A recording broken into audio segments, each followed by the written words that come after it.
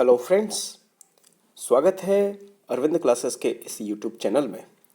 Friends, बहुत सारे बच्चे मुझे बोल रहे थे कि जो इस बार झारखंड एकेडमिक काउंसिल के द्वारा जो रिलीज हुए हैं मॉडल सेट, क्यों नहीं उनके सभी सेट्स को डिस्कस करें। तो चलिए आज मैं क्लास 12 के लिए जो जारी मॉडल सेट पेपर हैं मैं उन्हीं को आपके साथ डिस्कस करने वाला हूं। ये सारे क्वेश्चंस ना बहुत ही अच्छे हैं और इम्पॉर्टेंट भी हैं। चलिए देखते हैं इन क्वेश्चंस को एक एक कर। अभी तक अगर आपने मेरे चैनल को सब्सक्राइब नहीं किया है तो आपसे अनुरोध होगा कि मेरे चैनल को सब्सक्राइब जरूर करें ताकि आप जो भी अपडेट्स हैं मेरे उससे अवगत हो सकें। Thank you. तो चलिए एक एक करके हम लोग देखते हैं। विच of the following is an example of active immunity, कि इनमें से कौन सा एक्टिव इम्यूनिटी का उदाहरण है। डियर फ्रेंड्स, मैं आपको बता दूं कि इम्यूनिटी का मतलब होता है कि किसी भी ऑर्गेनिज्म में जो डिजीज काउजिंग एजेंट्स से लड़ने की जो शक्ति होती है ना, उसे हम लोग इम्यूनिटी कहते हैं। और इम्यूनिटी दो तरह का होता है। एक को हम लोग कहते हैं इनेट इम्यूनिटी, जो कि नॉन स्पेसिफिक होता है, जिसके साथ बच्चे जन्म लेते हैं। और दूसरा होता है एक्वायर्ड इम्यूनिटी, जो कि बाद में इंसान के अंदर आता है और ये हमेशा स्पेसिफिक होता है। तो ये जो एक्वायर्ड इम्यूनिटी है ना, ये दो तरह का होता है। एक को कहते हैं एक्टिव इम्यूनिटी और एक को कहते हैं पैसिव इम्यूनिटी। मतलब कि जब एंटीबॉडी हमारे शरीर में बनता है ना, तो उसको एक्टिव इम्यूनिटी कहते हैं। और जब बनी बनाई एंटीबॉडी हमारे शरीर में आती है तो उसको पैसिव इम्यूनिटी कहा जाता है। जैसे कोलोस्ट्रम, जो माँ का पहला दूध होता है बच्चे के लिए, उसमें बनी बनाई एंटीबॉडी होती है जो बच्चे को बीमारियों से बचाती है, तो वो पैसिव इम्यूनिटी है। तो यहाँ पर एक्टिव इम्यूनिटी में आप जो देख सकते हैं that is vaccination is the right answer. ऐसा इसलिए क्योंकि जब भी वैक्सीनेशन किया जाता है तो किसी जर्म्स को वीक करके, कमजोर करके या मार करके शरीर में डाला जाता है, जिससे क्या होता है कि उसके खिलाफ हमारे बॉडी में एंटीबॉडी बनती है। ठीक है ना। तो यहाँ vaccination is the right answer. And antibody molecules can be represented as, कि एंटीबॉडी मॉलिक्यूल्स को किस रूप में दिखाते हैं। एक्चुअली जब आप इसके स्ट्रक्चर को देखिएगा ना, तो ये हाई डेंसिटी और लो डेंसिटी का यहाँ पे एक कॉन्सेप्ट होता है। और उसी के तहत जो है यहाँ पे इसके एंटीबॉडी के मॉलिक्यूल्स होते हैं। तो इसका सही आंसर जो है वो है H2L2। ठीक है ना। H2L2 is the right answer. Humoral response is associated with. अब एक क्वेश्चन आता है कि ह्यूमरल रिस्पॉन्स है क्या। तो जब आप रिस्पॉन्स की बात करते हैं ना, तो दो तरीके का रिस्पॉन्स हमारा बॉडी शो करता है। एक को हम लोग कहते हैं ह्यूमरल रिस्पॉन्स और एक को हम लोग कहते हैं सेल मेडिएटेड रिस्पॉन्स। ठीक है। तो ह्यूमरल रिस्पॉन्स में ना बेसिकली बी सेल्स जो होते हैं वो ज़्यादा एक्टिव होते हैं। टी सेल्स उनको सपोर्ट करते हैं, लेकिन बी सेल्स ज़्यादा एक्टिव होते हैं। सो इसका जो आंसर होगा वो होगा B cell and T cell. ठीक है ना। नेक्स्ट देखिए, सेल मेडिएटेड रिस्पॉन्स। अभी भी हम लोग बता रहे थे सेल मेडिएटेड रिस्पॉन्स। तो सेल मेडिएटेड रिस्पॉन्स जो होता है वो टी साइटोटॉक्सिक सेल्स जो होते हैं, टी सेल्स जिनको कहा जाता है, टी सेल के द्वारा सेल मेडिएटेड रिस्पॉन्स शो किया जाता है। ठीक है ना। तो ध्यान रखिएगा एक चीज, कि जो हमारे शरीर में एंटीबॉडी बनती है ना, वो एंटीबॉडी बनाने का काम बी सेल का है। टी सेल उनको सपोर्ट जरूर करते हैं, लेकिन टी सेल किसी भी तरह का एंटीबॉडी नहीं बनाते। So T cell is the right answer here. Next is interferons are secreted by. देखिए क्या होता है कि जैसे प्लाज्मोडियम, आपने नाम सुना होगा, प्लाज्मोडियम जो मलेरिया का कारण है, वो जब हमारे आरबीसी को इन्फेक्ट करता है ना, तो आरबीसी से केमिकल रिलीज होता है जिसको हीमोजॉइन कहते हैं। और इसी हीमोजॉइन के कारण जो इन्फ्लेमेटरी रिस्पॉन्स होते हैं, जैसे शरीर बहुत ज़्यादा ठंडा लगना, फिर शरीर गर्म हो जाना, वो सब होता है। तो सिमिलर फैशन में जो वायरस इन्फेक्टेड सेल होते हैं ना, वो इंटरफेरॉन नाम का केमिकल रिलीज करते हैं। ठीक है ना। इंटरफेरॉन कौन रिलीज कर रहा है? वायरस इन्फेक्टेड सेल, जो कि फर्दर सेल्स को इन्फेक्शन से बचाता है। So here the answer is D, virus infected cell. Secondary immune response. देखिए, इम्यून रिस्पॉन्स जब हम लोग बोलते हैं तो दो तरीके का इम्यून रिस्पॉन्स होता है। एक को कहते हैं प्राइमरी और एक को कहते हैं सेकेंडरी। तो प्राइमरी का मतलब हुआ जब पहली बार जर्म्स के संपर्क में हमारा शरीर आता है, तो उस वक्त जो रिस्पॉन्स होता है वो थोड़ा सा स्लो होता है। लेकिन जब दूसरी बार जर्म्स के संपर्क में हमारा शरीर जब आता है ना, तो ये जो रिस्पॉन्स होता है काफ़ी फास्ट होता है, क्योंकि जो मेमोरी सेल्स होते हैं हमारे, वो इस चीज को पूरा याद रखते हैं कि कैसे उसको खत्म किया गया था। सो the here answer will be faster. Secondary immune response हमेशा फास्टर होगा। Next is innate immunity means मैंने आपको बताया था कि हमारे बॉडी में इम्यूनिटी दो तरह की होती है, एक को कहा जाता है इनेट और एक को कहा जाता है एक्वायर्ड। एक्वायर्ड यानी जो जन्म के बाद हमारे अंदर आया अलग अलग मीडियम से, और इनेट जो जन्म के साथ आया। तो immunity by birth will be the right answer. चलिए नेक्स्ट हम लोग देखते हैं, the immunoglobulin that can pass through placenta. Placenta से होकर के कौन सा इम्यूनोग्लोबुलिन पास करता है? आपको मैं बता दूं कि ये जो इम्यूनोग्लोबुलिन का कॉन्सेप्ट है ना, तो 5 तरह के इम्यूनोग्लोबुलिन होते हैं, ठीक है ना। IgG, IgM, IgA, IgE और IgA। यहाँ पर ध्यान दीजिएगा कि IgD जो है ना, इसका वर्क अभी तक बहुत ज़्यादा नोन नहीं है। हम लोग केवल जानते हैं कि ये बीटा सेल्स के द्वारा एंटीजन को रिकॉग्नाइज करने में अपनी भूमिका निभाता है और कुछ नहीं। तो यहाँ पे जो प्लासेंटा के थ्रू यानी कि माँ के शरीर में जो बच्चा डेवलप कर रहा होता है, तो माँ से बच्चे के शरीर में ये जो आ रहा है ना, ये होता है, आप देखिए इसका सही आंसर IgG है। IgG नाम का इम्यूनोग्लोबुलिन जो है वो माँ के शरीर से फीटस में यानी बच्चे के शरीर में पहुंचता है, ठीक है ना। तो इसका सही आंसर है IgG। ओके, अब नेक्स्ट क्वेश्चन देखिए, एलर्जिक रिएक्शन। एलर्जिक रिएक्शन में कौन अपनी भूमिका निभाता है? एलर्जिक रिएक्शन में ध्यान दीजिएगा कि एलर्जिक रिएक्शन का जो ये इम्यूनोग्लोबुलिन है, ये 1% से भी कम। वैसे मैं आपको फिर से बता दूं कि IgG जो होता है ना, जो प्लासेंटा के थ्रू से माँ के शरीर से बच्चे में जा रहा है, ये सीरम में लगभग 80% इम्यूनोग्लोबुलिन यही वाला होता है, IgG ही होता है, और लेस देन 1% IgE है जो कि एलर्जिक रिएक्शन के लिए जिम्मेवार है। सो तो here answer is IgE that is responsible for allergic reaction. और कोलोस्टम में, कोलोस्टम यानी माँ का जो पहला दूध होता है जो माँ अपने बच्चों को पिलाती हैं, तो ये लगभग 15 से 20% तक ये लगभग रहता है। और ये जो इम्यूनोग्लोबुलिन है वो है IgA, ठीक है ना। कौन सा? IgA। So D is the right answer here. Next, tumour is. अच्छा, ट्यूमर क्या है? तो ट्यूमर की जब हम लोग बात करते हैं तो जाहिर सी बात है कि हम लोग कैंसर की बात करते हैं, और कैंसर की बात करते हैं तो किस तरीके से ये हमारे बॉडी को इन्फेक्ट करता है उसकी हम लोग बात करते हैं। तो ट्यूमर के केस में क्या होता है ना कि ट्यूमर दो तरह का होता है, आपको पता होगा। एक को कहते हैं हम लोग बिनाइन ट्यूमर और एक को कहते हैं हम लोग मैलिग्नेंट ट्यूमर। तो बिनाइन ट्यूमर में क्या होता है कि जहाँ पर कैंसरस सेल्स बनते हैं वहीं रहते हैं, इधर उधर नहीं जाते, तो उसको बिनाइन ट्यूमर कहते हैं। लेकिन कई बार क्या होता है ना कि अपने ओरिजिनल साइट से ये कैंसरस सेल हट जाते हैं और बॉडी के किसी दूसरे हिस्से में जा करके वहाँ पर फिर से ट्यूमर बनाना शुरू कर देते हैं।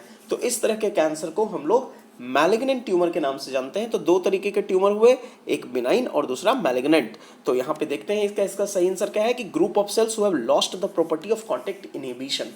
इसका मतलब क्या होता है ना कि जैसे सेल का जो है एबनॉर्मल ग्रोथ होना शुरू हो जाता है, नॉर्मल ग्रोथ नहीं रह पाता, एबनॉर्मली बहुत ज़्यादा ग्रो करना सेल सब शुरू कर देते हैं, तो दैट इज कॉल्ड ट्यूमर, ठीक है ना।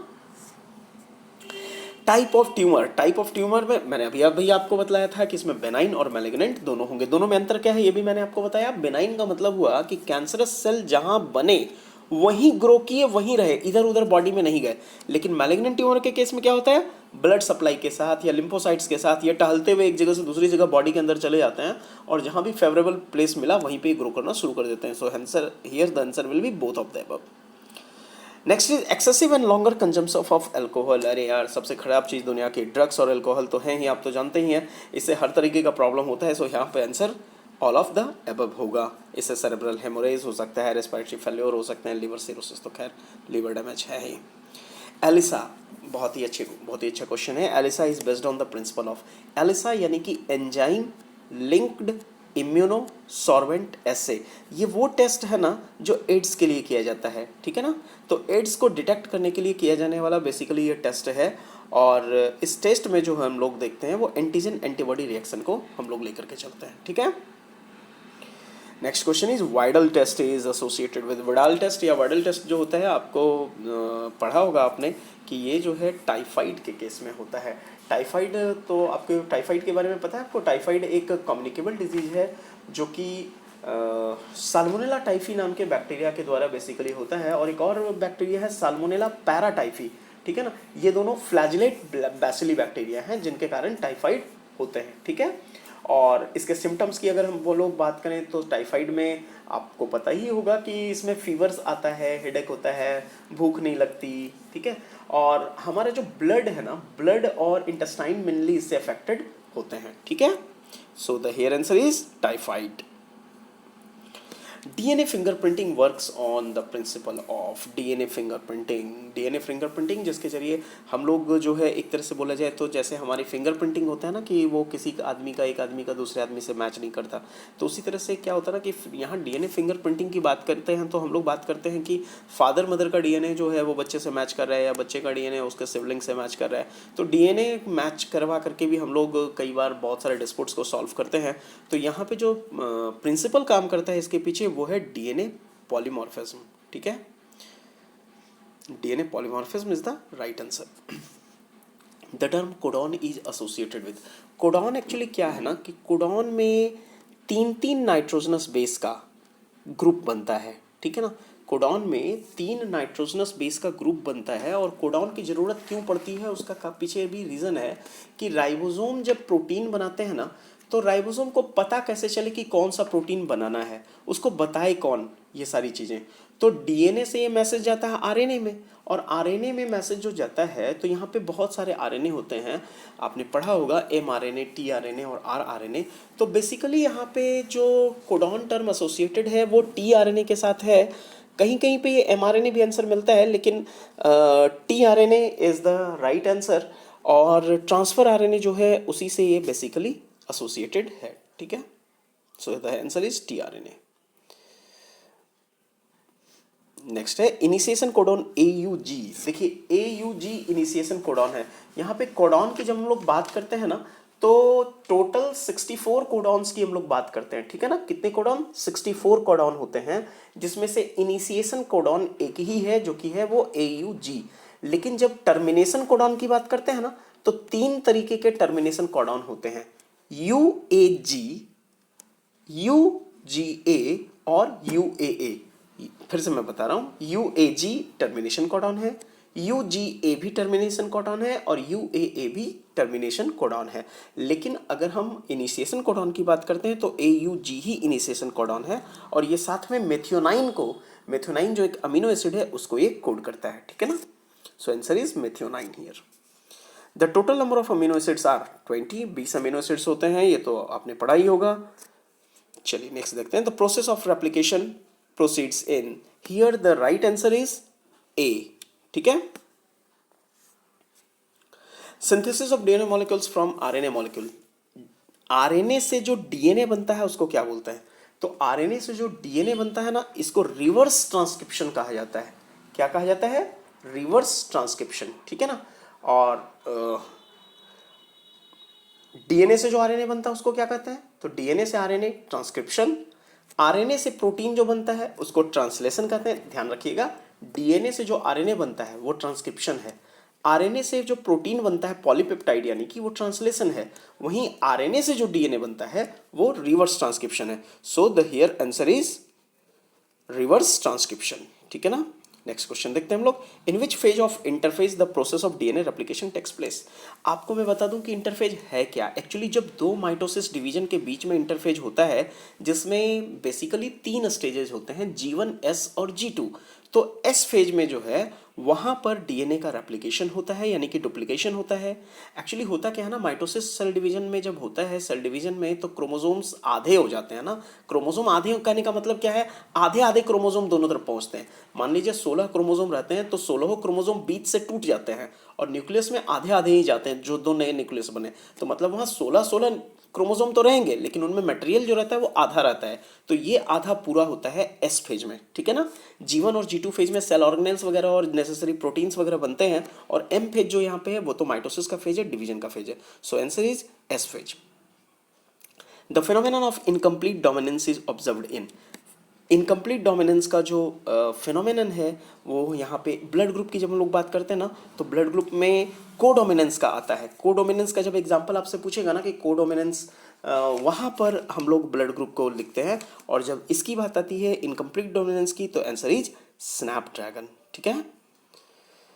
Phenotype ratio of dihybrid cross. Dihybrid cross का फिनोटाइप, फिनोटाइप क्या होता है आपको पता है? फिनोटाइप का मतलब होता है ऑब्जर्वेबल कैरेक्टर वाला। दो तरीके का होता है कि एक जीनोटाइप कैरेक्टर होता है रेशियो और एक फिनोटाइप रेशियो होता है। तो जैसे कैपिटल टी लिखते हैं ना, तो वो वाला जीनोटाइप है। और जो कलर होता है जैसे लाल है, काला है, पीला है, ये सब फिनोटाइप रेशियो होता है। तो डाईहाइब्रिड क्रॉस का जो फिनोटाइप रेशियो है वो 9331 है, यानी डी। अच्छा, डाईहाइब्रिड क्रॉस का मतलब समझ रहे हैं ना आप लोग? डाईहाइब्रिड क्रॉस का मतलब यही हो गया कि दो तरीके के कैरेक्टर को हम लोग लेकर के चलते हैं, और ये मेंडल के का था ये। ठीक है ना? तो 9331 is the right answer. Which of the following represent test cross. Test cross किसको कहते हैं? तो टेस्ट क्रॉस का मतलब होता है कि जब हम लोग फर्स्ट जनरेशन का जो फर्स्ट फिलियल जनरेशन का जो जीनोटाइप है, जैसे कि कैपिटल टी स्मॉल टी, उसको जब हम लोग रेसेसिव वाले होमोजाइगस से क्रॉस कराते हैं ना, रेसेसिव ध्यान रखिएगा, जो स्मॉल लेटर्स हैं वो ऑलवेज रेसेसिव को डिनोट करते हैं। तो capital T small T crossed by small T, that is test cross. Pleiotropism is a phenomenon in which, देखिए प्लेयोट्रॉपिज्म एक आपने पढ़ा होगा जेनेटिक्स में कि ये क्या है। तो इसका सिंपल सा आंसर यही आप समझ लीजिए, जब एक जीन्स एक से ज़्यादा कैरेक्टर को कंट्रोल करते हैं तो दैट इज कॉल्ड प्लेयोट्रॉपिज्म। मतलब कोई एक जीन है तो एक से ज़्यादा कैरेक्टर को वो कंट्रोल कर रहा है। ठीक है ना? Next is which of the following are genetic material. RNA and DNA, ये तो 100% क्लियर है कि आरएनए और डीएनए जेनेटिक मटेरियल होते हैं, और डीएनए ही क्रोमोसोम पे रहता है। तो हियर यहाँ पे जब जेनेटिक मटेरियल के बारे में डायरेक्ट क्वेश्चन पूछ रहा है तो इसका ऑप्शन डी हो जाएगा, A and B only. So answer is A and B. Next question is which of the following Mendelian principle is also known as purity of gametes. Purity of gamete का मतलब क्या होता है? Purity of gametes का मतलब होता है कि गैमेट्स हमेशा प्योर होते हैं, उसमें किसी भी तरह का होमोजाइगस या हेटेरोजाइगस नहीं होता, क्योंकि वहाँ पे केवल एक ही एलील पहुँचता है। तो मेंडल ने बताया था ना कि किसी भी कैरेक्टर को जो प्रभावित करने वाले एलील्स हैं वो हमेशा पेयर में रहते हैं, लेकिन जब गैमेट बनने की बारी होती है तो गैमेट में ये एक ही पहुंचता है, मतलब ये पेयर टूट जाता है। तो इसी को हम लोग लॉ ऑफ सेग्रीगेशन के नाम से भी जानते हैं। ठीक है ना? लॉ ऑफ सेग्रीगेशन भी यही चीज़ बोलता है। तो लॉ ऑफ सेग्रीगेशन को ही हम लोग law of purity of gametes भी बोलते हैं। So here answer is A. Which of the following hormones are secreted by placenta. देखिए यहाँ पे बेसिकली एचसीजी हार्मोन जो है वही सबसे ज़्यादा रिलीज होता है, ह्यूमन कोरियोनिक गोनेडोट्रोपिन, लेकिन बहुत कम मात्रा में एस्ट्रोजन, प्रोजेस्टेरॉन और रिलैक्सिन जैसे हार्मोन भी रिलीज होते हैं। ठीक है? So here the answer is all of the above. Double helix model of DNA was given by Watson and Crick. ये वैज्ञानिकों के नाम है, इसलिए हम लोग इस पर बहुत ज़्यादा कुछ डिटेल में नहीं डिस्कस करेंगे। Just Watson and Crick is the right answer here. Next is infective stage of malarial parasite. Infective stage जो मलेरियल पैरासाइट का होता है वो स्पोरोजोइट का होता है। ठीक है ना? Sporozoite is the right answer here, sporozoite. ठीक है? The sexual stage of malaria parasite. Malarial parasite का जो सेक्सुअल स्टेज है वो मॉस्क्यूटो के गट में कंप्लीट होता है, mosquito. So here the answer will be mosquito. Any substance that can cause cancer is called carcinogen. कोई भी पदार्थ जो कैंसर काउज करता है वो कार्सिनोजन है। ठीक है? तो यहाँ पे here the answer will B A, carcinogens. Which of the flowering is not a water pollinated flower. यहाँ पे देखिए एग्जाम्पल से एक क्वेश्चन है कि कौन सा फ्लावर वाटर पॉलिनेटेड नहीं है। वाटर पॉलिनेटेड का मतलब क्या हुआ कि यहाँ पे जो स्टिग्मा तक एंथर से जो पॉलन ग्रेन पहुँचते हैं ना वो with the help of water पहुँचते हैं। तो यहाँ पे कौन नहीं है, तो इसका आंसर होगा वाटर लिली। वाटर लिली जो है वो वाटर पॉलिनेटेड प्लांट नहीं है। एंड द लास्ट क्वेश्चन, चलिए हम लोग देखते हैं। Non sticky pollen grains, non sticky मतलब जो उड़ करके इधर से उधर जाएं, तो ये किसका कैरेक्टरिस्टिक फीचर हो सकता है? तो ये जाहिर सी बात है ये एयर पॉलिनेटेड फ्लावर का कैरेक्टरिस्टिक फीचर है। Thank you. ये थे 35 क्वेश्चंस। ये सेट 1 है। हम बहुत जल्दी और भी सेट्स के साथ आपके साथ आएंगे। कृपया हमारे चैनल को सब्सक्राइब करना मत भूलिएगा। Thank you.